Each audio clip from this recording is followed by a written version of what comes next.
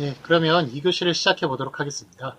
아까 말씀드린 그 대조 분석 가설에 대해서 계속 이제 얘기하도록 할게요.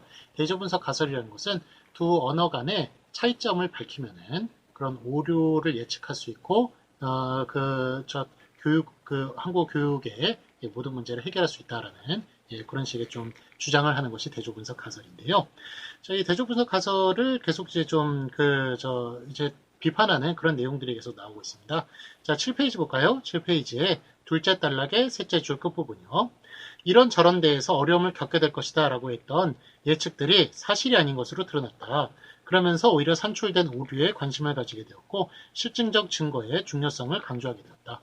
자, 그래서 두 개의 언어를 이제 대조하면서 이런 어려움이 나올 것이다 라고 예측을 했는데 그 예측이 사실이 아닌 것으로 그렇게 드러나는 경우도 많고 오히려 이제 오류를 분석을 해보니까 실질적 증거를 통해서 이제 어려움이나 이런 거를 예측할 수 있는 그런 그 시스템이 개발이 된 겁니다. 그래서 두 개의 좀 차이점 가지고는 계속 이제 한계가 있다라는 그런 비판적 내용을 계속 얘기하고 있네요.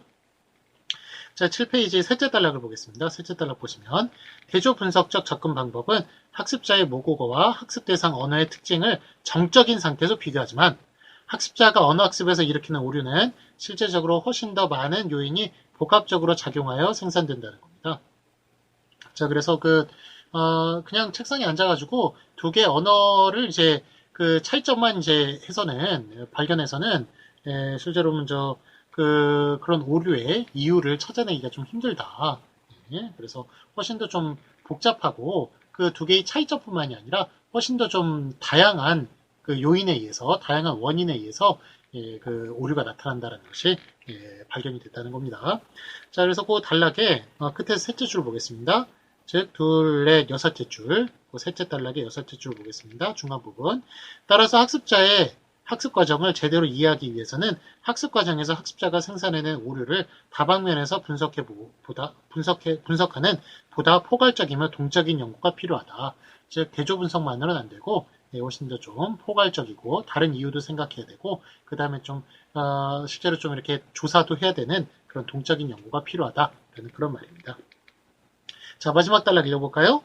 가장 단적으로 이야기를 하면 외국어 학습을 위해 이루어지는 대조 분석은 학습자의 모국어와 학습 대상 언어의 의문적, 형태적, 통사적 표현 및 담화적 특징을 대조하는 것이라면 이와는 달리 오류 분석은 학습 대상만이 대조의 대상이 됩니다. 그래서 대조 분석은 두 언어 간을 비교하는 것이지만 오류 분석은 한 언어를 비교하는 거라는 거예요. 그래서 즉 한국어를 배우는 영어권 학습자의 특성을 이해하기 위해서는 영어와 한국어를 대조하는 것이 아니라 영어권 학습자들이 표현한 한국어를 한국어 모국어 학습자들이 한국어와 대조해야 합니다. 즉 오류 분석의 대상이 되는 언어는 학습 대상 언어 하나뿐인 것입니다. 자, 그래서 이렇게 두 개의 언어를 비교하면 다 끝일 줄 알았는데 그것이 아니라 실제로 보면 그 하나의 언어를 비교해야 될 때도 있다는 거예요. 왜냐하면 오류 분석을 하기 위해서는 외국인들이 한국어를 잘못 쓰는 것과 실제 한국인들이 쓰는 한국어를 두 개를 비교해야 되잖아요. 그렇기 때문에 사실은 한국어만 비교해야 오류 분석이 제대로 나타나는 그런 맹점도 있다는 겁니다. 그래서 두 언어를 비교하는 것으로는 한계가 있다는 것을 계속 이야기하고 있네요. 자, 그러면 이제 대조 분석의 3.1.1 8페이지 전이라는 개념을 먼저 살펴보도록 하겠습니다. 대조안에서 전이라는 것은 바로 외국어 학습에서 긍정적이든 부정적이든 학습자의 모국어가 학습 대상 언어의 습득에 미치는 영향. 그래서 모국어가 외국어 학습에 미치는 영향을 전이라고 하는데요. 긍정적인 전이가 있고 부정적인 전이가 있겠네요. 하여간 긍정적이나 부정적이든 다 미치는 영향을 다 전이라고 부르긴 하는데요. 자, 셋째 단락 셋째 줄 보시면 8페이지 둘째 단락의 셋째 줄 긍정적인 전이인 유용은 학습 내용이 두 언어에서 같을 때 일어나며 부정적인 전이인 간섭은 두 언어가 연관이 있으나 다를 때 나타난다. 그래서 같을 때 긍정적인 전이인 유용이 나타나고 다를 때 부정적인 전이인 간섭이 나타난다는 겁니다. 그래서 긍정적인 전이를 유용이라고 부르고 부정적인 전이를 간섭이라고 부른다는 것. 그런데 유용이 중요할까요? 간섭이 중요할까요? 간섭이 중요하죠. 왜냐하면 우리가 공통점이 있어가지고 쉽게 배우는 거는 한국어 교육에서 큰 문제가 되지 않습니다. 예, 그런데 차이점이 나타나가지고 어려워지는 게 그게 연구 대상이죠. 예, 그래서 간섭이 중요하다고 얘기할 수 있습니다. 자, 또한 이제 무전이는 학습 내용이 두 언어에서 전혀 관련성이 없을 때 일어납니다. 그래서 전이가 전이가 없는 경우도 있고요. 왜냐하면 완전히 달라서요. 자, 그래서 대조분석 간섭에서는 이들 중 학습의 장애 요인이 되는 간섭을 중요하게 다룬다. 그냥 간섭이 더 중요하다고 말씀드렸습니다. 자, 그럼 간섭을 이제 살펴볼 때, 다음 단락에 간섭에는 언어 간 간섭과 언어 내 간섭이 있는데, 예, 먼저 언어 간 간섭을 살펴보도록 하겠습니다. 언어 간 간섭에는 둘째 줄 끝부분이요. 배제적이거나 침입적, 예, 그 두 가지로 나눠집니다. 그래서 언어 간 간섭은 배제적이나 침입적 간섭으로 나뉘어지는데, 배제적 간섭은 학습 대상 언어의 어떤 규칙이 학습자 모국어에는 없어서 일어나는 간섭을 말합니다. 예, 그래서 모국어에는 없는데, 예, 배우려고 하는 대상이 되는 언어에는 예, 규칙이 있기 때문에 일어나는 간섭이 배제적 간섭이라고 얘기를 하고요. 예를 들면 한국어를 모국어로 하는 사람들이 영어를 배울 때 한국어에 없는 정관사나 부정관사에 사용해서 겪는 어려움을 일컫습니다. 한국에는 정관사, 부정관사 없잖아요. 그래서 영어를 배울 때 정관사, 부정관사, 예, 우리가 좀 배우긴 했습니다만 이것이 한국에서 영어학 하시는 분들도 되게 어려워하는 문제예요. 어떨 때 정관사를 붙이고 덜을 붙이고 어떨 때 부정관사 어나 언을 붙여야 되는지 예, 이것을 대단히 어려워합니다. 예, 마치 는과 이가 있죠. 이가와 은는을 예, 붙일 때 외국인들이 되게 어려워하거든요. 어려워하는데 한국인도 설명을 하기도 어려워합니다. 한국인은 되게 자연스럽게 이가와 은는을 구별해서 붙입니다만 예, 외국인들은 그거 되게 어려워해요. 예, 어렵고 오류가 많이 나타납니다. 예, 하여간 외국인들한테 조사라는 게 없잖아요.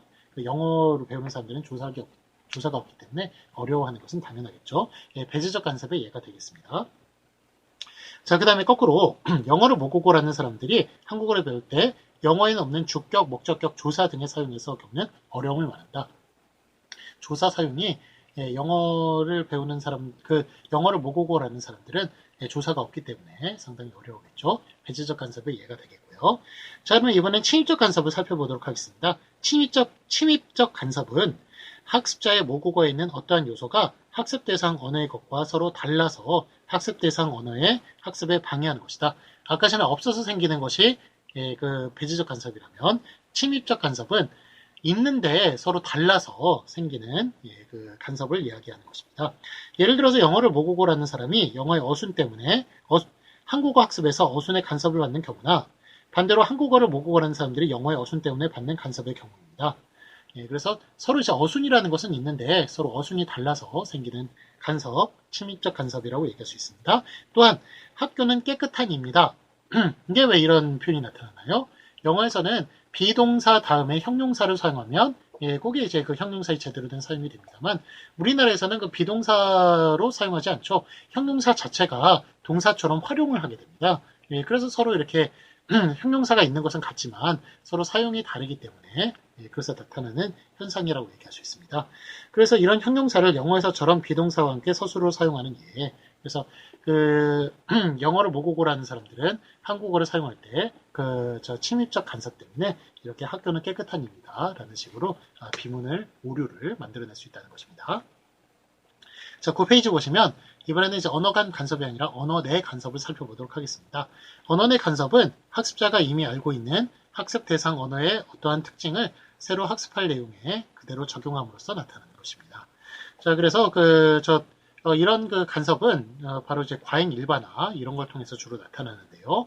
4페이지 넷째 줄 보시면 학습자가 과잉 일반화를 함으로써 발생하는데 예를 들어서 학습자가 한국어 학습의 초기에 먹어요, 좋아요 등 용언의 어요, 아요 활용명을 배운 후 일단은 어요, 아요의 차이 여러분 아세요? 어떨 때 어요를 붙이고 어떨 때 아요를 붙이나요? 예. 먹어요입니까? 먹아요입니까? 먹어요죠. 막아요입니까? 막어요입니까? 막아요죠. 예, 그렇듯이 이게 앞에 있는 모음에 따라서 양성 모음과 음성 모음의 구분을 하는 것입니다. 그래서 이게 모음 조화가 여러분들 보시면 퐁당, 퐁당, 풍덩, 풍덩 이런 의성 위태어 상징어에만 나타나는 것으로 여러분들이 인식을 하시는데, 예, 그렇지 않고 활용에서도 이렇게 모음조어가 나타나는 것을 볼 수 있습니다. 잡아요, 접어요 이런 것처럼 예, 이렇게 그 활용에서도 모음조어가 나타납니다. 하여간 그냥 팁으로 말씀을 드리는 거고요. 하여간 이런 걸 이제 아요, 어요를 가르쳤을 때 지금 외국인들 같은 경우에는 예, 어떤 식으로 활용하느냐면 추버요, 덮어요 이런 식으로 얘기를 합니다. 예, 근데 이게 불규칙이 있잖아요. 그 비읍이 우로 바뀌는 추워요, 더워요 이런 식으로 이제 우리는 비읍 불규칙 활용이 있는데 예, 이런 것을 이제 배우지 않고 과잉 일반화시켜서 그래서 추워요, 더워요 이런 식으로 사용하는 것이 바로 언어의 간섭의 그런 예가 되겠습니다. 한국어를 모국어로 하는 사람들이 영어를 배울 때 나타나는 불규칙 동사의 과거형이나 과거 분사형 구성에 보이는 어려움이 이에 해당합니다. 예, 그냥 우리나라는 다 ed를 붙여버리잖아요. ed를 붙여버리는데 예, 그렇지가 않죠. 불규칙 동사도 있기 때문에 예, 그래서 영어를 배울 때 예, 또 오류가 또 나타날 수가 있고요.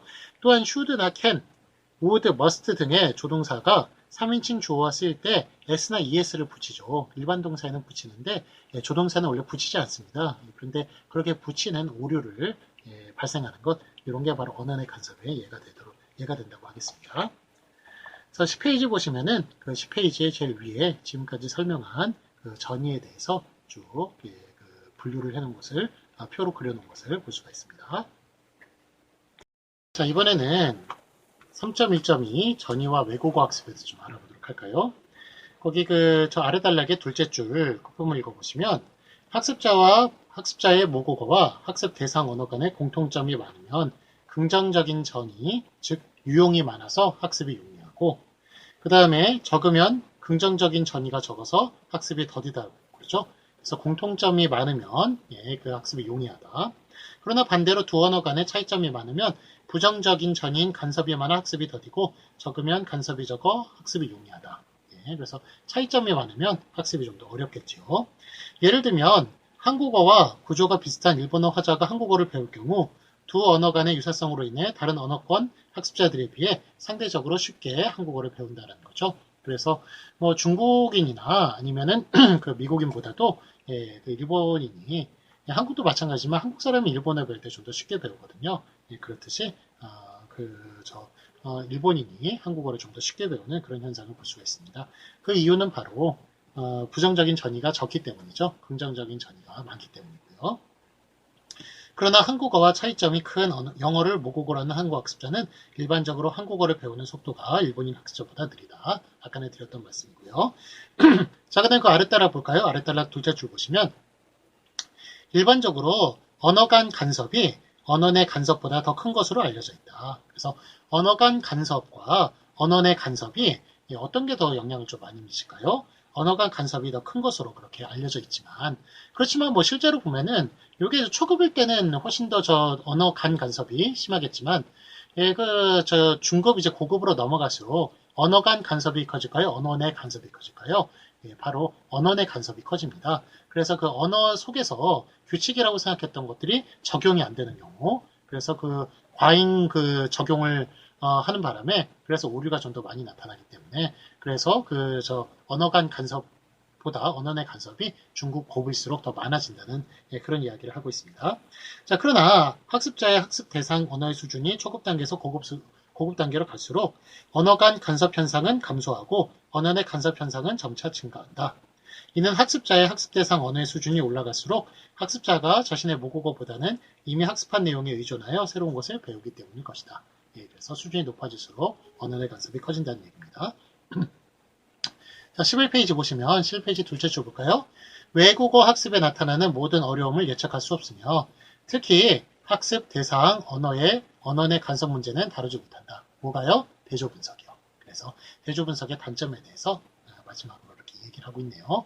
모든 문제 예측할 수 없습니다. 자, 그 다음에 언어 내 간섭 문제 다루지 못합니다. 예, 요것이 단점이라고 이렇게 나와 있습니다. 자, 그럼 이번에 3.2 오류 분석에 대해서 보도록 할까요? 오류 분석 가설은 그 둘째 줄 읽어보겠습니다. 대조 분석 가설이 학습자가 생산한 오류의 원인과 유형을 모두 설명해 줄 수 없다는 한계가 드러나면서 등장하게 되었다. 예, 그래서 두 언어 간의 대조를 하는 것이 설명하는데 한계가 있기 때문에, 오류를 설명하는데 한계가 있기 때문에 차라리 오류 분석을 하자라는 식의 가설이 나왔다는 겁니다. 자, 거기 그 아래 저기 7페이지 둘째 단락에 넷, 여섯, 일곱째 줄이요. 일곱째 줄 보도록 하겠습니다. 오류 분석 가설은 학습자의 오류가 모국어와 학습 대상 언어와의 차이에서만 기인된다고 보지 않고, 즉 대조 분석에 의해서만 기인된다고 보지 않고 다른 다양한 원인에서 기인된다고 보는 것이다. 그래서 다른 이유, 그래서 대조 분석 말고 다른 이유를 찾아보자라는 것에서 오류 분석 가설이 시작됐다고 하네요. 또한 오류는 학습자의 학습 단계를 보여주며 학습자가 학습 대상 언어를 어떻게 내재화시키는지를 보여준다고 여긴다. 그래서 오류를 그 전에 이제 대조 분석 같은 경우에는 오류를 해결하기 위해서 하여간 그 대조 분석의 저 결과를 이제 따왔습니다만, 오류 분석 가설은 오류를 그렇게 나쁘게만 보진 않아요. 왜냐하면 오류라는 것은 당연히 학습할 때 나타나야 되는 것이고, 그 오류를 통해서 오히려 또 배울 수 있는 것이 많기 때문에 오류 분석 가설은 오류를 그렇게 나쁘게 보는 그런 입장은 아니라는 거예요. 자, 그 아래줄 보시면 계속 읽어보겠습니다. 대조 분석 가설에서는 오류를 예방해야 할 부정적인 요인으로 보았지만, 아까는 설명드렸던 거죠.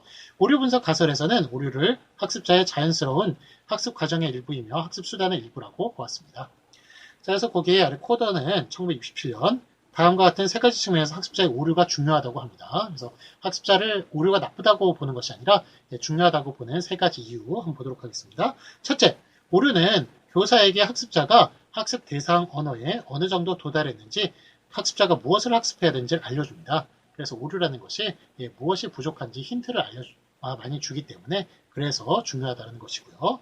그 다음에 둘째, 오류는 연구자에게 학습자가 어떤 전략과 절차를 사용하여 언어를 학습하고 습득하는지를 알려주는 증거가 됩니다. 그래서 첫째 같은 경우에는 학습자에 관련된 것이고, 그 다음에 둘째는 연구자, 그 다음에 교사에게 필요한 것이 된다고 할 수 있겠습니다. 그래서 어떤 것이 부족하니까 어떤 것을 연구해야 되는지 보여주는 힌트를 준다라는 얘기입니다. 그 다음에 셋째, 오류는 학습자에게 학습을 위한 하나의 지침이 되므로 없어서는 안 되는 요인입니다. 그래서 학습을 위한 역시 지침이 되므로 그래서 필요한 요인이라는 겁니다. 자, 학습자의 그러면 이 오류가 나타나는 원인 있죠? 오류가 나타나는 원인을 또 이제 살펴보도록 하겠습니다. 오류의 이제 중요성에 대해서는 아까의 셋째 세 가지를 통해서 살펴봤고요. 이번엔 오류의 원인을 살펴보도록 하겠습니다. 12페이지 있죠? 12페이지 오시면 둘째 단락에 둘, 넷, 여섯째 줄 끝부분을 보도록 하겠습니다. 학습자 오류의 원인을 살펴보면 크게 다음과 같은 세 가지로 분류할 수 있다. 1번, 언어 간 간섭에 의한 오류가 있습니다. 그게 1번이에요. 1번 동그라미 치시고, 그 다음에 2번, 언어 내적 간섭에 의한 오류가 있고요. 그 다음에 3번, 그 외의 원인에 의한 오류가 나타납니다. 그래서 언어 간 간섭, 그 다음에 언어 내적 간섭, 그 다음에 그 외의 원인, 이렇게 오류가 세 가지 원인에 의해서 나타난다고 봅니다. 자, 그럼 첫 번째, 언어 간 간섭에 의한 오류를 보도록 할까요? 언어 간 간섭은 외국 학습 시 학습자가 모국어의 언어 체계에 영향을 받아 발생하게 되는 오류로 특히 초급 학습자들에게 많이 나타난다. 그래서 언어 간 간섭은 아까는 얘기했지만 언어 내적 간섭은 중고급에서 많이 나타나고요. 언어 간 간섭은 초급에서 많이 나타난다고 말씀드렸습니다. 자, 그 다음에 언어 내 간섭을 보도록 할까요? 셋째 단락에 둘, 넷, 다섯째 줄에 나와 있네요. 언어 내 간섭은 학습 대상 언어의 문법적인 복잡성이나 불규칙성 때문에 오류가 발생하는 경우를 말한다. 그래서 언어 내 간섭 같은 경우에는 불규칙성 때문에 복잡성과 문법적인 복잡성과 불규칙성 때문에 나타난다는 그런 이야기를 하네요. 자, 그리고 역시 그 아래줄 보시면 학습 대상 언어의 수준이 높아질수록 언어 내 간섭을 많이 일으키게 되고요. 그래서 언어 내 간섭은 아까 말씀드렸다시피 하나의 규칙을 배우면 그거를 너무 과잉 적용해 버리는 거예요. 그렇지만 불규칙들이 있지 않습니까? 그렇기 때문에 사람이 되게 그 간섭 때문에 힘들어합니다. 학습자들이. 그렇기 때문에 언어 내 간섭은 좀 더 이렇게 중고급으로 갈수록 더 많이 나타난다는 말씀 계속 반복해서 드리고 있고요. 자, 그 다음에 아래에 보시면 그 외의 원인, 이번에는 그 외의 원인에 의한 오류는 교과 과정이나 교재, 교사 등 학습 환경에 의해서 발생된 오류, 학습 환경에 의해서. 그래서 잘못된 교재나 잘못된 교사를 만나게 되면은 사람이 잘 못 배우게 되죠. 여러분 중고등학교 시절에 되게 좀 못 가르치는 영어 선생님 생각하시면 될 거예요. 그래서 그런 분들을 만나면 오류가 생기게 되어 있고요. 그 다음에 교실 밖의 사회적 상황. 그래서 뭐 사회적 상황이 만약 예를 들어 가지고 그 뭐 예전에 뭐 한두 빼기 하실래 막 이렇게 그 뭐 그런 말을 하는 그 외국인 있었지 않습니까? 지금 뭐 감옥에 가 있습니다만. 하여간 그 사람이 저기 그 경상도에서 제 한국어를 배웠죠. 그렇기 때문에 그 하여간 뭐 오류라고 그러긴 그렇습니다만 하여간 사투리로 말하게 되는 그런 일이 벌어지게 된 겁니다. 그래서 그런 사회적 상황 이런 것에 의해서 바로 또 오류가 나타날 수도 있고요. 그 다음에 학습자의 의사소통 전략에 의해서 오류가 나타날 수도 있습니다.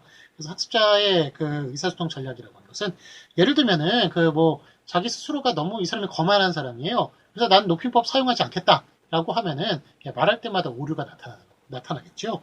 그러니까 학습자의 그 자기 의사소통, 학습자의 그 인격이라든지 의사소통 전략이 어떤지에 따라서 또 오류가 나타날 수도 있다는 그런 이야기가 되겠습니다. 자, 13페이지 보시면 이제 오류 분석에 몇 가지 문제점이 나타나네요. 문제점 한번 살펴보도록 할까요? 한계점 문제점이요. 첫째, 객관성이 부족하다. 오류를 판단하는 기준은 외국어 학습 목적이나 교수법에 따라 다를 수 있고 판단자의 개인적인 성향에 따라서도 다를 수 있다. 또한 복합성을 띤 오류의 경우에는 오류로 판정을 하더라도 분석자에 따라 그 범주가 다를 수 있다. 자, 그래서 어떤 사람은 그걸 오류로 볼 수 있고 어떤 사람은 오류로 보지 않는다는 거예요. 그래서 오류를 결정하는 기준이 불분명할 수가 있고요.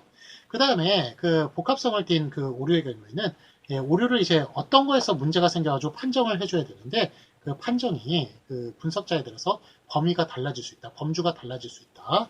그래서 어떤 사람은 뭐 문법으로 해서 다르고 어떤 사람은 의미로 해서 다르고 이런 식으로 그렇게 범주가 달라질 수 있다라는 그런 점, 객관성이 부족하다는 점이 첫 번째 문제점이 되겠고요. 자, 둘째 문제점은 학습자들이 오류에 지나친 주의를 기울이는 위험이 있을 수가 있다는 겁니다. 그래서 우리가 저기 영어를 잘 못하는 이유는 뭘까요? 영어를 잘 못하는 이유.